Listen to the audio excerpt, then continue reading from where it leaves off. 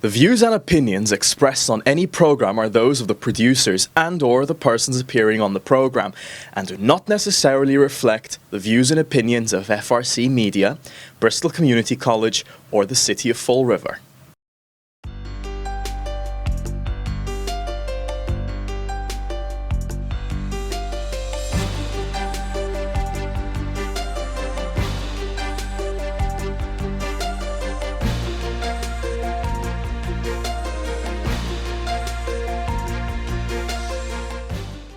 I am Louis Roca, representing the Student Veterans of America chapter at Bristol Community College in the Joseph A. Marshall Veterans Center. I'm interviewing today Josh Rancourt on Tuesday, April 22nd, 2025 at the VFW Post 2045 in Swansea, Mass.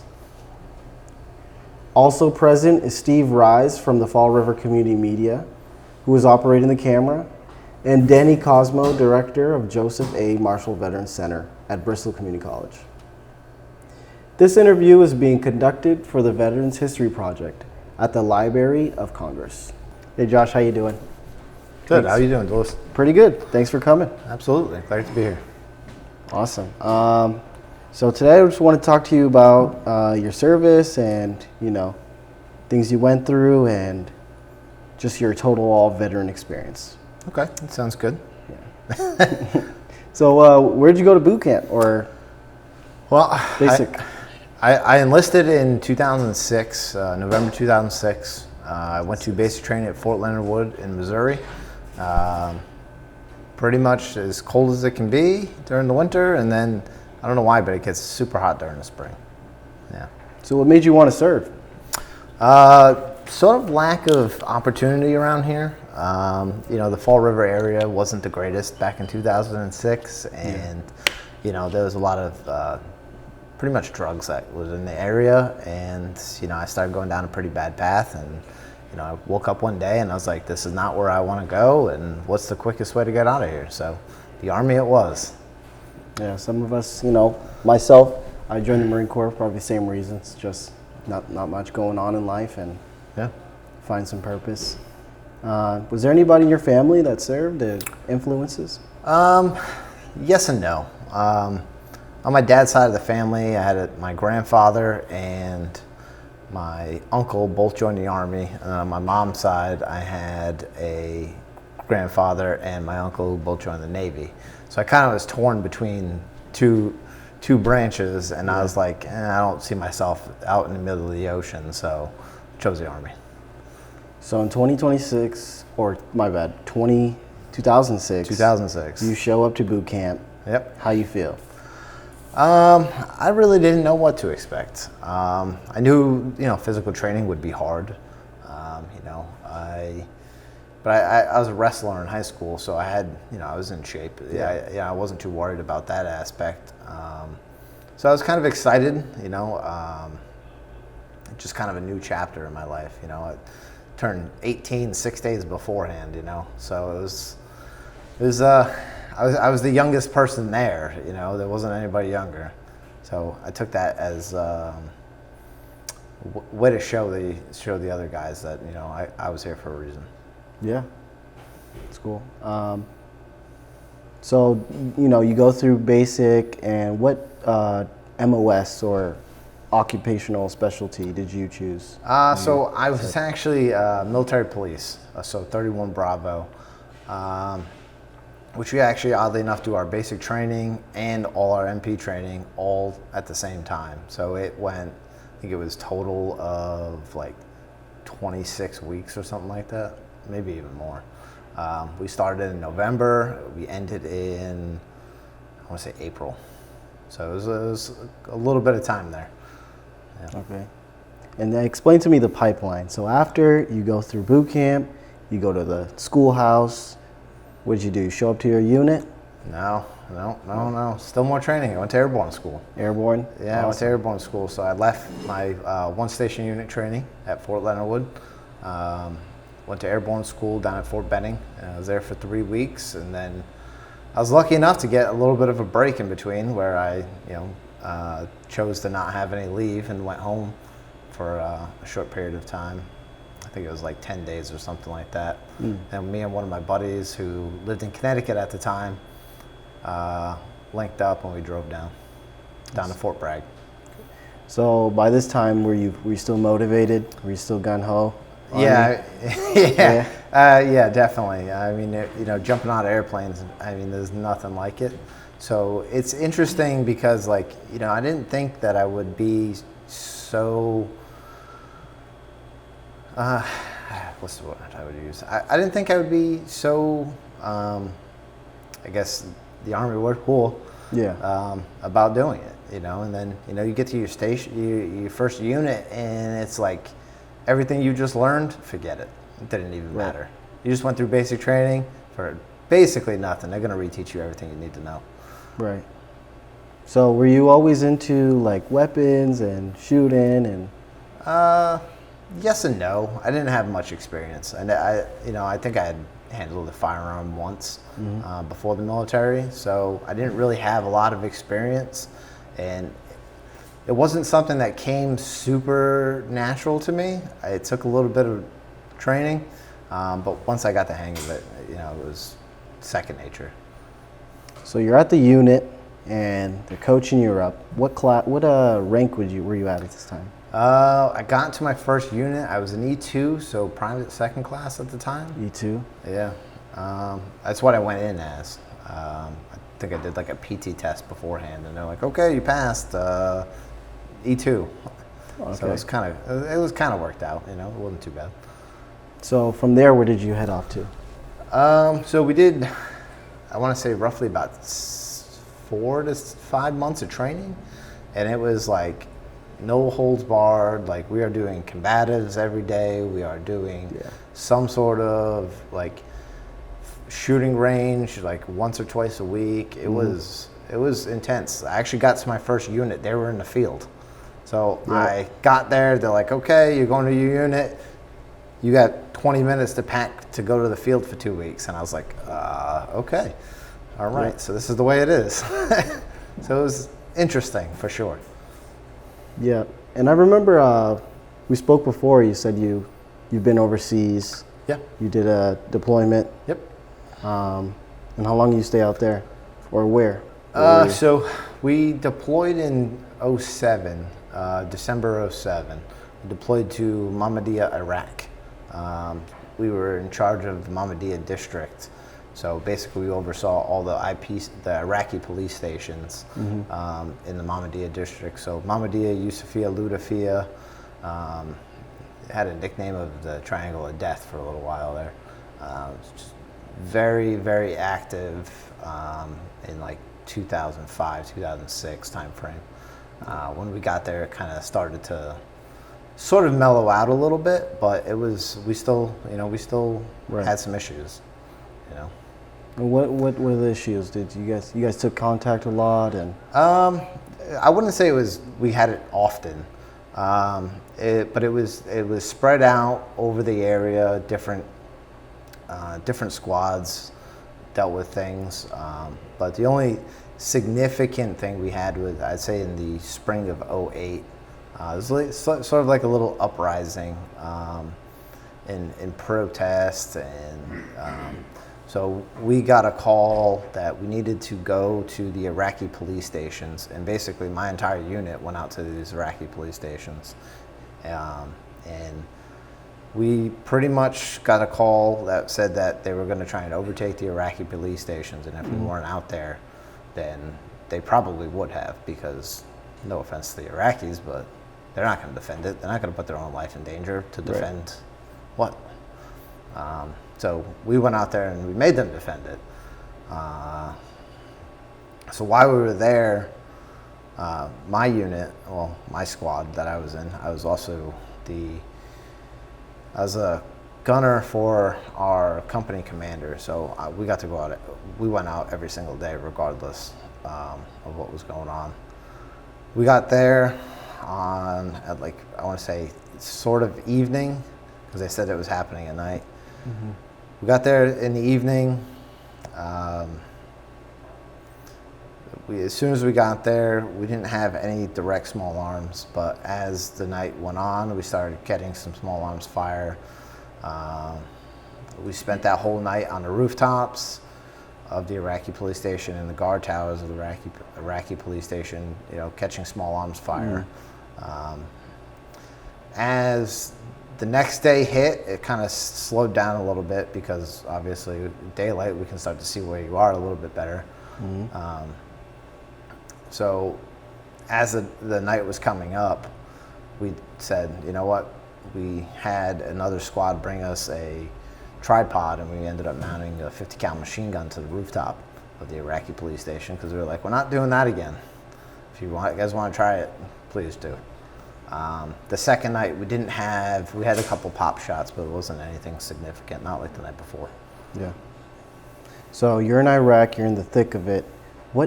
How did you feel in terms like, you weren't a Gen Pop guy, you probably had some guys under your charge, right? No, I think I was a PFC at the time. Okay, so yeah, PFC in Iraq. Yeah. Probably like 19? No, I had just turned 19. Yeah. 19 years old in Iraq. Yep. Loading, running, and gunning. Yep. I was a 50 cal gunner throughout our entire 15-month deployment. I mean, it was, we had various things that happened to us. At one point in time, we were driving because I was a gunner in our commander's vehicle. Our commander was a female, so the Iraqis didn't particularly care for that. A female telling them what to do. So we would receive, every once in a while, some bullets bounce off, and find out where they are, and if we can, try to return fire. Most of the time, it was just a couple pop shots, and they run away, and And could you tell the difference of like the discipline with the Iraqis and the Joes with you guys? Well, yeah. I mean, there's a very distinct difference between us and them. We oddly enough, we had a chance to actually train Iraqi police while we were there too. So we also trained an Iraqi, police, basically like a Iraqi SWAT team, police SWAT team, while we were there. So they had a live fire shoot house that we trained them in, and we taught them how to room clear, kick in doors, how to do it right, how not to get themselves hurt. Right.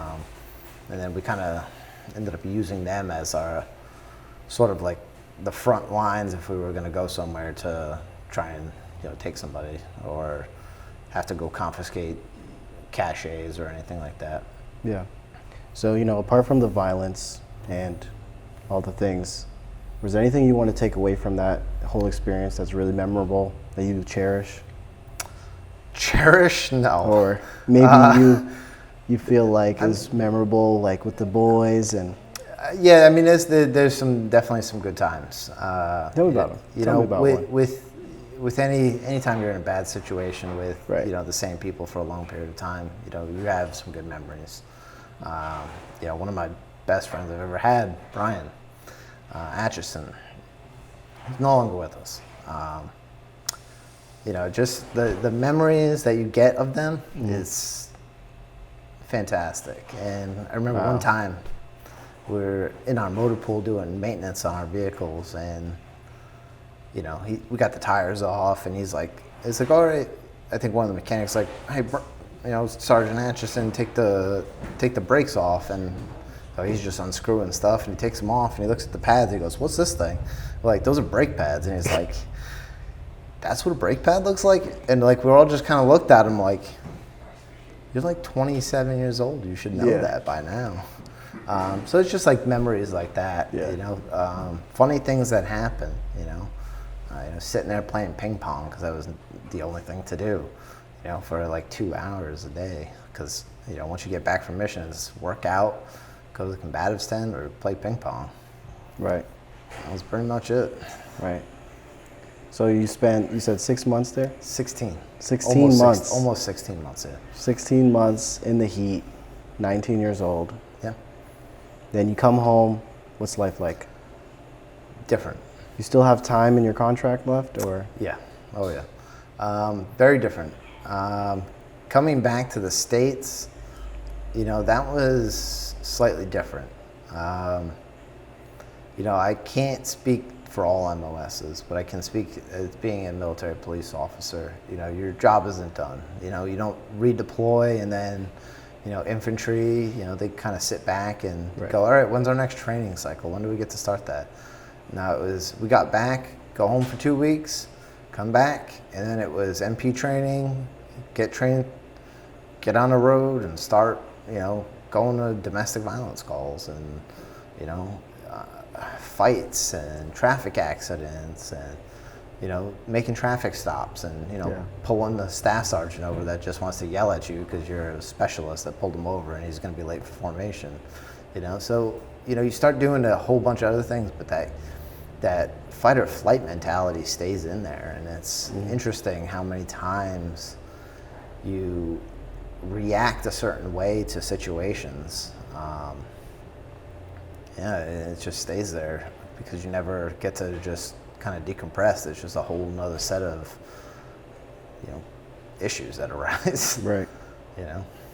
So do you feel like there's still things, you know, you don't have to if you don't want to talk about it, that, you know, that haunt you, and do you feel like you're getting over those things by talking? And what are some things, some avenues you use to de-stress? Yeah, you know, I don't think you ever really get past everything, and I don't think there's really anything you can do to really always get past things. For a while, you know, drinking was, you know, quite large in the military in and of itself. So I think that was an avenue that, you know, a lot of us used to escape, you know, the things that we went through and the experiences that we had, and, you know, and up until recently, I mean, I mean like the past 5 years, and I've been out for almost 11 now, have I really kind of calmed that down and started dealing with my own issues, you know? Yeah. So it takes a long time. Yeah, and everybody deals with stuff differently. I'm sure there's people who go down dark paths. Yeah, absolutely. Yeah. So what are you up to now? So now, I actually find myself in a great position. Work for the town of Somerset, Massachusetts, as a veteran service officer, helping other veterans apply for their benefits and, you know, organize Veterans Day events, Memorial Day parade. You know, I get to do a lot of things and give back to other veterans who may not be in, you know, either as good a place as I am, or veterans that just really need help and they come out of nowhere and then, you know, they need something or some sort of hope to grasp onto, and, you know, and it's sort of very rewarding when you get somebody that walks in and you actually help them, and then they walk out like, okay, I can actually like continue my day. I can go on, and you know, I don't have to move out of the place I'm at because I was able to get help. Right. You know, so it is a good feeling. It's good to give back to those who need it. Yeah. And you feel like a sense of like fulfillment. Yeah. Giving back to people feel the same way. Yeah, absolutely, 100%. You know, I never pictured myself in this position, and I didn't even know this position actually existed until maybe 6 months before I applied for the position I'm in now. I had no clue. You know, I wish I would have known it when I got out, because I may have utilized it at times. You know, but no, it's great. Did you have to deal with you said you were MP, so you might have to deal with some POWs? No, we never had really POWs. No, we, you know, being an MP, you go to a variety of calls and experiences, and, you know, so as far as POWs, no. I think maybe are you referring to like in like theater, like in Iraq? Yeah, like the policing part of it. Sort of, right? You know, there were a few times where we've had to go in and, you know, take over and, you know, go in and basically arrest somebody in Iraq. You know, you always see like movies where you put the bag over their head and everything. Right. No, that's real. Like we really do that kind of stuff. Throw them in a van. You know, and it's not that, you know, we take them and then like, oh, you know, you see in the movie and we take them back and like we try and get information. Right. No, like I'm just a workhorse, man. We go in there, we get the person and we bring him back. And where he goes from there is couldn't tell you. Was there ever a point in time when you were out there, you're like, what the hell am I doing?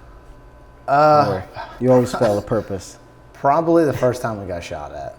You know, the first time you have bullets fly over your head, you know, you don't really know what to think of it.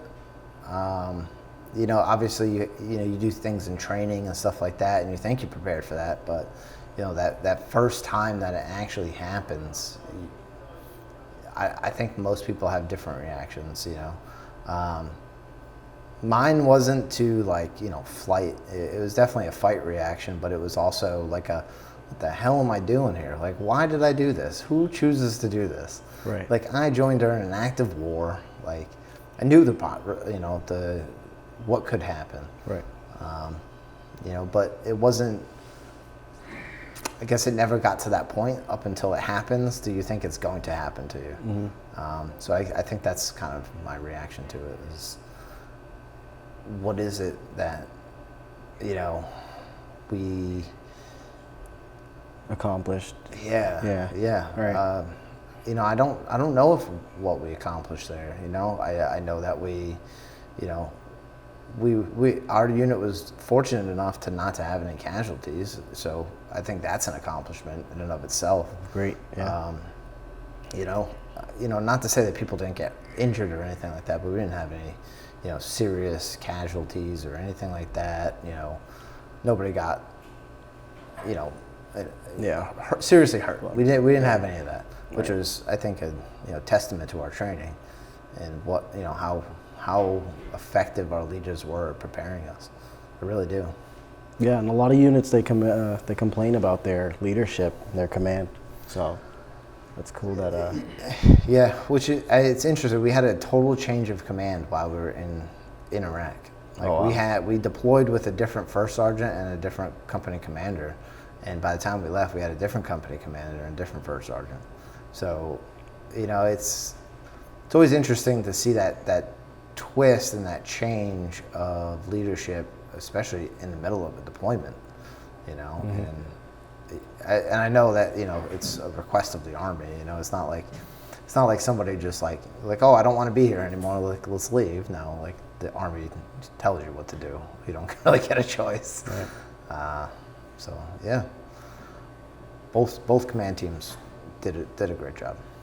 So for the audience and for young people out there, what would you say to them if they wanted to enlist or go into the military? Know what you're getting yourself in for. If you choose a combat-related MOS, know that that's a possibility.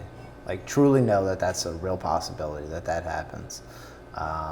You know, have a plan for your military career, because unlike so many, you know, of us that join, we usually join without a plan, without any idea what we're actually getting ourselves into. But, like, have a legitimate plan. Are you joining because that's all that's there? Are you joining because you want the school benefits? You know, are you just joining to, you know, get a sign-on bonus? Like, it's legitimate. You know, people have very different reasons for joining, but I'd say to everyone, have a solid plan of what it is you want to do. If your plan is to go in for 20 years, make it your plan. But if your plan is only to go in, do your one enlistment and get out, then pick something to do in the military that's going to pay off afterwards. Right. You know? You feel like the pros outweigh the cons just in general when it comes to guys like us going into the military, or? I think it's all individual based too. I don't think, you know, it's a one shoe fits all. Right. You know, because I know that there's people that were probably very much like me that wouldn't have lasted in the military as long as I did.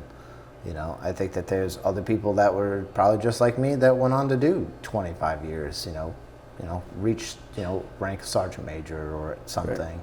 So it just kind of depends, really. I mean, I don't think there's one way. Just have a plan.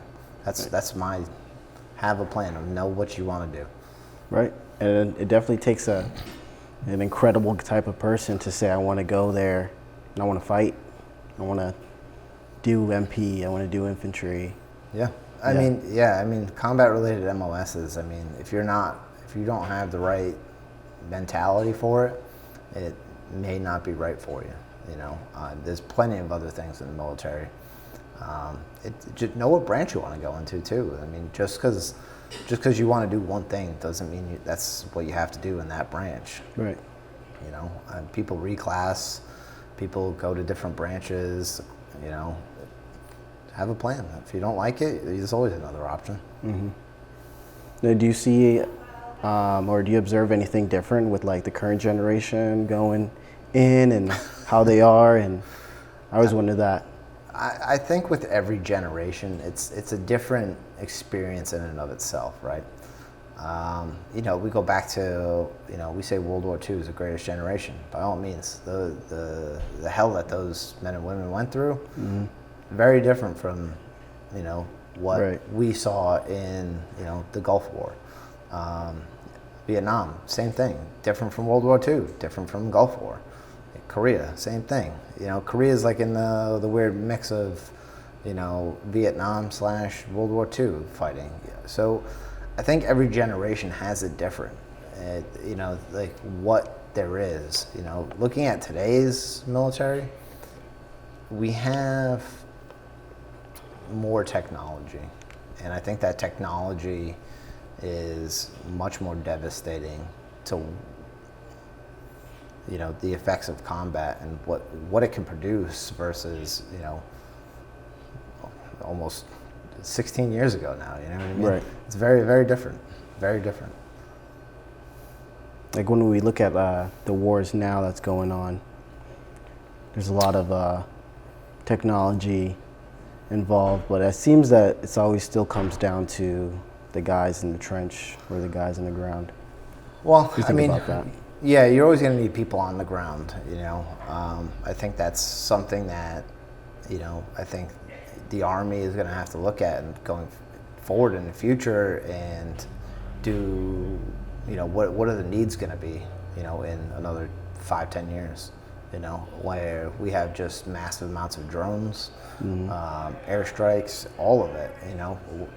How effective are ground units? I think that's something that's going to become an issue in the next few years. All right, so you said you're a veteran service officer, and you're originally from? Somerset. Somerset. Yep. So you're in your town. Yep. Helping the veterans. Yeah. And how's that? So being a VSO, you know, we see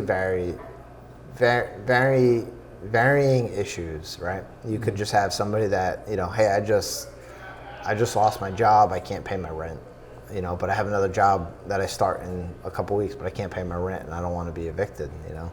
So we could probably do like emergency funding to just get them a payment so they keep their house. Mm-hmm. But that's primarily through the state benefits, you know, state chapter 115 benefits. It's very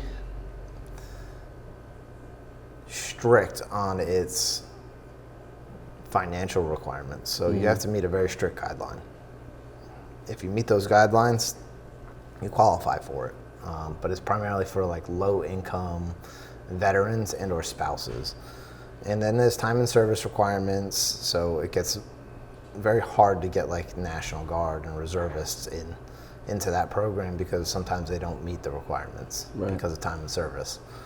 The other side of it, right, is helping apply for VA benefits. Mm-hmm. So, you know, most veteran service officers in the state right now are going through the process of being accredited through the VA. But usually we have our national service officers that primarily handle them. So whether you're looking for like VA disability compensation, VA pension, or non-service connected pension, enrolling in VA healthcare, you know, we can always help do those things as well. And then we also just kind of serve as like a, you know, plethora of knowledge. Like, hey, where can I go to get this? Hey, where can I go to get that? Right. You know, and it's kind of just like pointing people in the right direction a lot of the time. Like, you know, it just depends on the call, depends on the person, depends on what they're asking for. What do you commonly see like challenges nowadays with veterans? So one issue that I know we are looking to address, not primarily in Somerset, but in Fall River, is the veteran homeless population. It is quite substantial, and everybody says, well, how many are there? And I'll quote Ken at the VABC, and he just says one is too many. People that serve their country should not be living on the street. Absolutely not. Wholeheartedly agree with him. One is too many. Another issue that I see a lot of is veteran suicide, and it's very unfortunate. I think that if some of these guys could get the care that they needed when they need it, that could potentially really help them. I think I've been to a bad point in my life, where I've thought about it, but never went through with it or tried to. But I know how dark it can get and how empowering and overcoming that depression can feel. And I think that getting people help, just get them to the VA, get them someone to talk to, would do serious justice to some of these guys that come out of these wars with serious issues. Right. You feel like they're accepting of that help? And sometimes again, it depends on the person. Right. If somebody's not ready for it, they're not going to take it. But if somebody needs it and they're ready to make a change, they'll take the help. They will. And is there anything that is like connected, like politically, that you would like to see change that could help veterans? I don't particularly like speaking on politics. Right. Politics, we may have different views on politics, right. And that's not something for me to speak on. I'm not a politician by any means. But I think there are some things in Congress that I think could be done to help change.